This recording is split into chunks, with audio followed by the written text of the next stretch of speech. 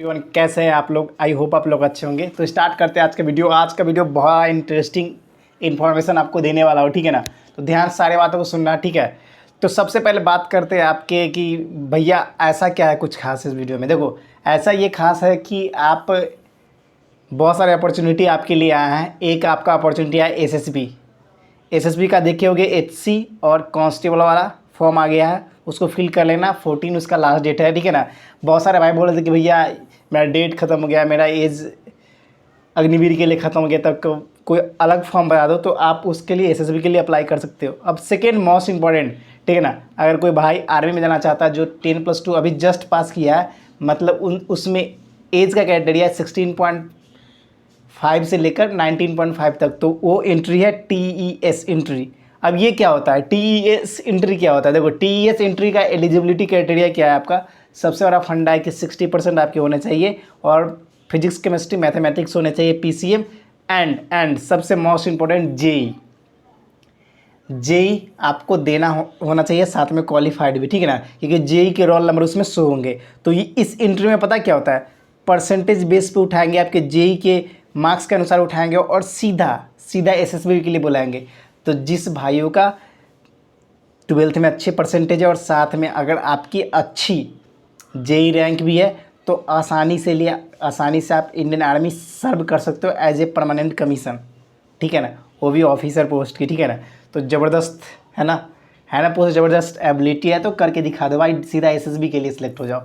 अब third most important, अब देखो एयरफोर्स में, अब एयरफोर्स का कौन सा न्यू वैकेंसी है इसके बारे में पूछ रहे थे। तो एफ कैट बोलते हैं जिसको, ठीक है ना, तो वो भी वैकेंसी आ चुका है आपका। तो वो वैकेंसी 1 तारीख से फिल स्टार्ट हो गई है। जो भाई अपना ग्रेजुएशन अगर इंजीनियरिंग कर लिए हो, चाहे लास्ट ईयर में हो, तो चाहे मैकेनिकल, सिविल, इलेक्ट्रिकल, किसी ब्रांच से, एरोनॉटिकल, ठीक है ना, एरोस्पेस, किसी ब्रांच से, सीएससी, किसी ब्रांच से हो, तो आप आसानी से अप्लाई कर सकते हैं। और मोस्ट इंपॉर्टेंट बात, सबसे ज़्यादा इंपॉर्टेंट बात ध्यान रखना, इसके लिए ये तो एलिजिबिलिटी ज़रूरी है, साथ के साथ आप अगर कॉमन ग्रेजुएशन भी कर रखे हो फिर भी अप्लाई कर सकते हो अदर ब्रांचेज के लिए, ठीक है। और एनसीसी वाले को इसमें भी फ़ायदा है। एनसीसी सी सर्टिफिकेट होल्डर जिसके ग्रेजुएशन कंप्लीट हो चुके हैं, वो आसानी से इस फॉर्म को फिल कर सकते हैं। और हाँ, उनका जो है रिटन एग्ज़ाम नहीं होगा, सीधा एनसीसी एंट्री होता है, ठीक है ना। एफकेट में सीधा एनसीसी एंट्री होता है, तो एनसीसी का लाभ उसमें भी उठा सकते हैं। लेकिन एक चीज़ सबसे इम्पोर्टेंट बात है कि आपको एसएसबी के लिए बहुत ज़बरदस्त तरीके से प्रिपरेशन करनी होगी। अपने माइंड को कैसे स्टेबल कर पाते हो, कैसे आप टैट वैट एसआरटी, ठीक है ना, आप सिचुएशन रिएक्शन टेस्ट में कैसा परफॉर्म कर पाते हो, वो सारा चीज़ पे डिपेंड करता है। तो एनसीसी सी सर्टिफिकेट होल्डर है, साथ के साथ अगर आपके पास ग्रेजुएशन का डिग्री है तो आसानी से अप्लाई कर सकते हो, ठीक है ना। तो सीधा आपको एसएसबी के लिए बुलाया जाएगा, कॉल लेटर आएगा और एसएसबी आपको वहाँ पर देना पड़ेगा, ठीक है ना। हाँ, थोड़ी सी सीट कम है, इसमें 15-20 सीट ही होती है, एनसीसी के लिए 10 से 12 सीट। लेकिन आपको एसएसबी में अच्छा परफॉर्म करोगे तो सिलेक्ट जरूर हो जाओगे, ठीक है ना। तो ये एफ कैट की बात कर ली, साथ में आपको मैंने बात कर लिया टीईएस एंट्री, जो कि आपका 10+2 और आप जेई में अच्छे रैंक होने जरूरी है, तभी आपका कॉल अप लेटर आएगा सीधा एसएसबी।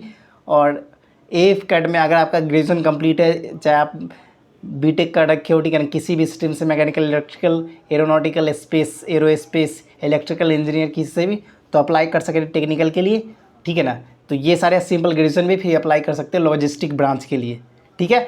तो ये सारे इन्फॉर्मेशन मैंने आपको बता दिया। और आपका एसएसबी सशस्त्र सीमा बल का भी फॉर्म आ रखा है, उसको भी फिल कर देना, ठीक है ना। वेट मत करो ज़्यादा, फिल कर ही लेना, ठीक है ना, क्योंकि 14 का इसका लास्ट डेट है। तो सारे चीज़ आपको क्लियर कट इन्फॉर्मेशन पता चल गया होगा, ठीक है।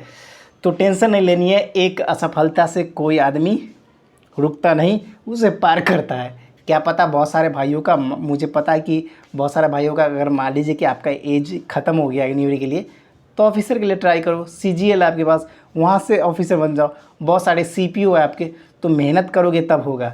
और एक चीज़ जान लो, अगर बड़े लेवल की तैयारी करना चाहते हो तो ये सोचोगे कि 1-2 महीने के अंदर तैयारी कर ले, चाहे जल्दी जल्दी से तैयारी करके 2-2.5 महीने में, तो नहीं होगा। मेहनत पूरा कस के करना होगा, तो याद रखना इस चीज़ को। तो अगर ऊपर लेवल का सोचते हो तो 5-6 महीना तो सिलेबस कंप्लीट करने में लगाते हैं, ठीक है ना। अगर आप सीजीएल, सीपीओ, चाहे आप सीडीएस का तैयारी करना चाहते हो तो इसके लिए तो इस चीज़ को तो ध्यान रख लो, ठीक है मेरे भाई। अगर कुछ बड़ा लेना है तो थोड़ा सा तो आपको पेशेंस रखना पड़ेगा, इस चीज़ को ध्यान रखो। तो इसलिए बेसिक से स्टार्ट करो, जो चीज़ आता भी है। अगर आपको प्रॉपर गाइडेंस नहीं मिल रहा है तो कहीं अच्छे टीचर जो अच्छे गाइडेंस देते हैं, साथ के साथ अच्छे पढ़ाते, उनसे आपको बैच लेने की ज़रूरत है, ठीक है ना। तो इसी चीज़ पे ध्यान रखना। और हाँ, एक चीज़ जाती है तो दूसरी चीज़ आपके बहुत सारे अपॉर्चुनिटी आती भी है। तो हमेशा पॉजिटिव सोचो, पॉजिटिव रहो, यही बोलेंगे हम। बाकी याद रखना, मेहनत करोगे कहीं ना कहीं सेट हो जाओगे, ये 100% चैलेंज है, गारंटी है, याद रखना, ठीक है ना। क्या पता अभी जिसके तुरंत सिलेक्शन हो गया है वो इसमें चले गया नेवी में, अगर किसी का नहीं हुआ है, बहुत सारे भाइयों का नहीं हुआ है, कुछ का हुआ है, कोई भाई को जल्दी मिल जाता है, किसी किसी का एयरफोर्स निकल गया, तो क्या पता कहीं आप एफकैट के लिए बने हो, कहीं आप सीडीएस के लिए बने हो, उस लेवल का मेहनत करो। कहीं आप एसएससी सीजीएल के through excise inspector, income tax officer, बहुत सारी चीज़ बन सकते हो यार। सीपीओ में आप दिल्ली पुलिस में एसआई बन सकते हो। तो अपॉर्चुनिटी कहीं ख़त्म ना होती, बशर्ते आपकी मेहनत करने की एबिलिटी आपके अंदर होनी चाहिए, ठीक है ना। इस चीज़ को ध्यान रखना। हर एक चीज़ याद रखना, सफलता मेहनत करने से ही मिलती है, किस्मत का साथ होता है, बहुत कम होता है। तो मेहनत ज़्यादा करो और ख़ुद पे ज़्यादा फोकस करो, यही बोलेंगे हम। बाकी ज़्यादा बोलना नहीं चाहते आपसे।